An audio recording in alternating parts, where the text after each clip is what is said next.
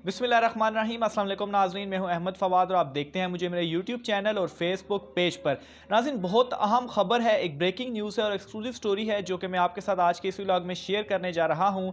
इमरान खान साहब से बहुत सारे लोग जो कि उनके साथ मौजूद भी थे, उनका साथ भी दे रहे थे, उनको वोट भी दिया, वो काफ़ी गिले शिकवे जो है वो उनसे कर रहे हैं। ख़ास तौर पर जो इस वक्त मौजूदा सिचुएशन जो मुल्की हालात हैं या महंगाई के हवाले से अगर बात की जाए तो।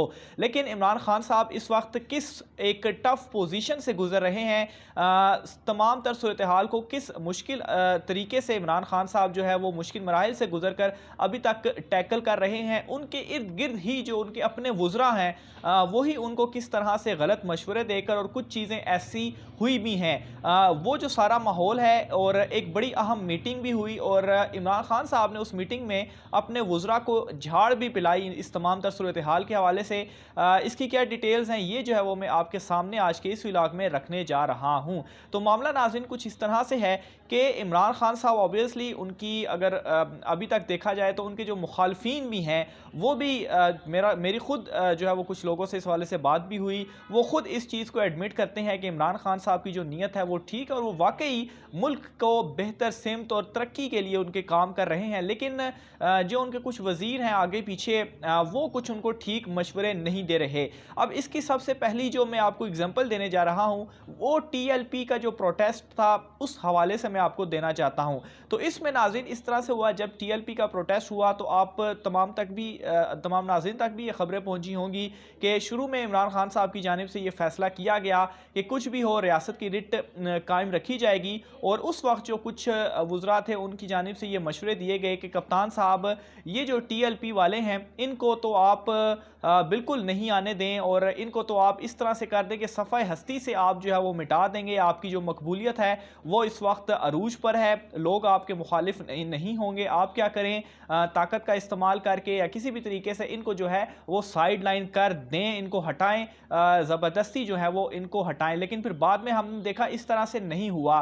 क्यों? जब पहले ये फैसला किया गया तो ऑब्वियसली रेंजर्स भी आई और पुलिस की जानिब से भी पहले रोकने की कोशिश की गई, जो आंसू गैस शेल वगैरह थे वो भी इस्तेमाल हुए, पुलिस को ऑब्वियसली जो इस्तेमाल किया गया। लेकिन जो मुजाहिरीन थे, जो टीएलपी वाले थे, वो इन तमाम रुकावटों को तोड़कर और इस्लामाबाद की तरफ उनका जो मार्च था वो जारी रखा गया। यहाँ तक कि जो जेहलम का पुल था वहाँ पर दीवार जो है वो तामीर कराई जा रही थी। लेकिन अब क्या हुआ, जब ये एक फ़ैसला हो गया उसके बाद जो दूसरी साइड वाले वज़ीर थे उन्होंने आकर ये मशवरे दिए कि नहीं जी, आप तो ये टीएलपी वालों के साथ अगर इस तरीके से करेंगे, ताकत का इस्तेमाल करेंगे तो ये बहुत ज़्यादा नुकसानदा होगा, खून खराबा भी होगा इसमें, इसलिए बेहतर ये है कि आप मुज़ाकरात करें। फिर जो इंटेलिजेंस की कुछ रिपोर्ट्स इमरान खान साहब तक पहुँची उसमें भी ये कहा गया कि मुज़ाकरात को जो है वो अव्वलीन तरजीह दी जाए। फिर इसके अलावा जो आर्मी चीफ़ से भी मुलाकात हुई उसमें भी आर्मी चीफ़ साहब की जानिब से जो एक कहा गया कि ऑब्वियसली ताकत का इस्तेमाल ठीक नहीं है, मुज़ाकरात किए जाए। फिर उसके बाद इमरान खान साहब की जानिब से ऑब्वियसली फिर तमाम तर सूरत हाल को देखते हुए ये फैसला किया गया कि मुज़ाकरात किए जाएंगे।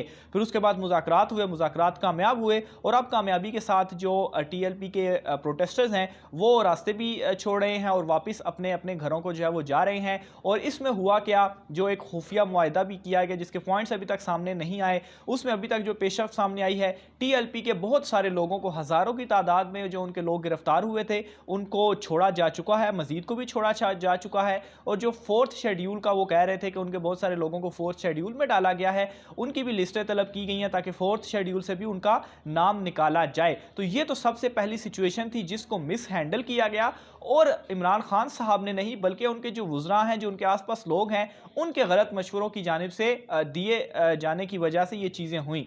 दूसरे नंबर पर नाज़रीन अब आप नैब वाला मामला देख लें, जो एक ऑर्डिनेंस पास हुआ कि चेयरमैन नैब को जो हटाने का इख्तियार होगा वो सदर मुमलिकत को दे दिया गया। अच्छा, अब इससे पहले भी एक ऑर्डिनेंस आया, अब इसमें भी इसी तरह से हुआ। पहले कुछ वुज़रा आए, उन्होंने कहा कि आप इस तरह से कर दें, उस तरह से कर दें। अच्छा, जब उस तरीके से हुआ फिर उसके बाद मजीद कुछ लोग आते हैं, वो कहते हैं नहीं जी कप्तान साहब ये आपने क्या कर दिया, ये इस तरह से नहीं होता, बड़ा नुकसान हो जाएगा, ये हो जाएगा, वो हो जाएगा। फिर क्या होता है, फिर डिसीजन चेंज होता है और फिर अब ये नया ऑर्डिनेंस इसकी तफसीलात भी जो है वो आपके सामने हैं। तो ये नाज़रीन इस वक्त हुकूमत हुकूमत में असल सिचुएशन चल रही है। ऑब्वियसली बहुत सारे लोग इसके ऊपर सवालात भी उठा रहे थे कि आखिर इमरान खान साहब, उनके ऊपर बड़ी उम्मीदें थी, तो इसमें कप्तान अपनी तरफ से जो उनकी नीयत है, जो उनका काम है, वो अपना काम कर रहे हैं, लेकिन उनके आसपास जो लोग हैं, उनके जो ये दो जो चीज़ें थी वो मैंने आपके सामने रखी हैं, इनसे आप खुद फैसला जो है वो कर सकते हैं। अब हुआ क्या है, एक इंपॉर्टेंट मीटिंग में एक तो इमरान खान साहब ने जो अपने इत्तेहादी हैं उनको तलब किया है। इत्तेहादियों को क्यों तलब किया है? क्योंकि इत्तेहादियों की जानिब से भी बहुत सारे तहफ़्ज़ात का इजहार किया जा रहा था। MQM हो गई, GDA हो गई, काफ लीग होगी, और वाज़े तौर पर उनकी जानिब से बयानात भी आ रहे थे कि वो हुकूमत का अब मज़ीद साथ नहीं देंगे अगर उनके बातचीत जो है वो उनसे ना की गई, उनके मुतालबात को ना माना गया। ख़ासतौर पर DGISI वाला जब मामला सामने आया था तो उसके बाद ये इत्तेहादी सामने आए थे।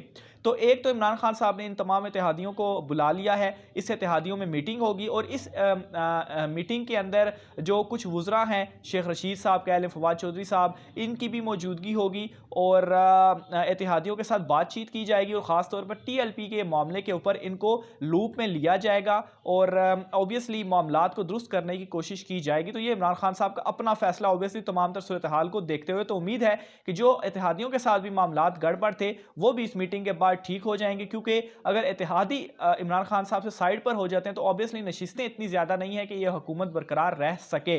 तो बहरहाल जो एक अर्ली इलेक्शंस की भी बातचीत चल रही है, तो ये महीना बहुत ज़्यादा अहम है। देखते हैं इस इत्तेहादियों के साथ जो मीटिंग होगी, उस मीटिंग के बाद क्या जो है वो पेशा सामने आती है, उस हवाले से भी आपको डिटेल जो है वो बताता चलूँगा।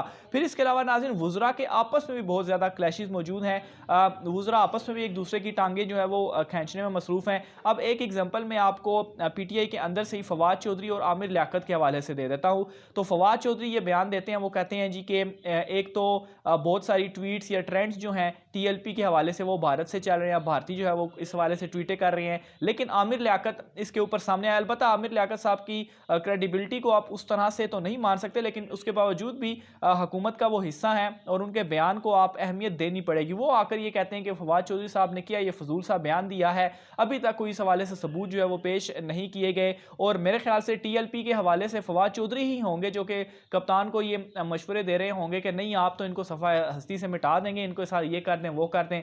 फिर दूसरी साइड के कुछ लोग होंगे जिन्होंने कप्तान को सही मशवरा दिया होगा, और उसके बाद जो है वो ये मुज़ाकरात और मामलात जो थे वो नॉर्मलाइज हुए। तो इस वक्त जो हालात हुकूमत में चल रहे हैं, हुकूमत के अंदर चल रहे हैं, वो बहुत ज़्यादा मुश्किल हो रहे हैं। इमरान खान साहब के गिर्द मुश्किलात को मज़ीद बढ़ाया जा रहा है, लेकिन उसके बावजूद भी वो कहते हैं कि ये भी नर्व्स की, जिस तरह क्रिकेट एक नर्व्स की गेम होती है, ये भी नर्व्स की गेम है। कप्तान ने अभी तक अपनी नर्व्स पर काबू रखा हुआ है, और जो है वो इन तमाम तर चीज़ों को टैकल करने की कोशिश की जा रही है। TLP को अलबत्ता थोड़ा सा लेट हुए, लेकिन मामलात को अच्छे अंदाज में तय करने में, हल करने में इमरान खान साहब जो है वो कामयाब हुए। फिर इसी तरह से इत्तेहादियों के साथ जो मीटिंग होगी उसमें भी कामयाब हो जाएंगे, क्योंकि ये महीना बहुत ज़्यादा अहम है।